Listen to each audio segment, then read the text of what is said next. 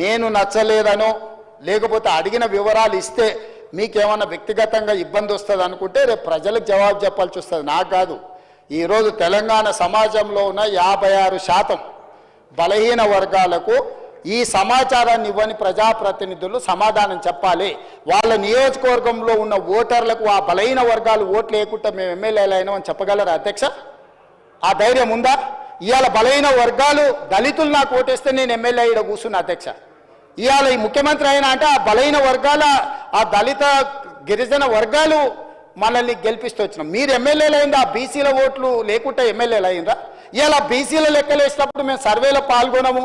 మాకు రేవంత్ రెడ్డి జుట్టు నచ్చలేదు, లేకపోతే రేవంత్ రెడ్డి ముక్కు నచ్చలేదు. రేవంత్ రెడ్డి కోసమా ఇది? రేవంత్ రెడ్డి నచ్చొచ్చు నచ్చకపోవచ్చు, ఇది బలహీన వర్గాల కోసము పనిచేస్తున్న విధానము, ఇది ప్రభుత్వము.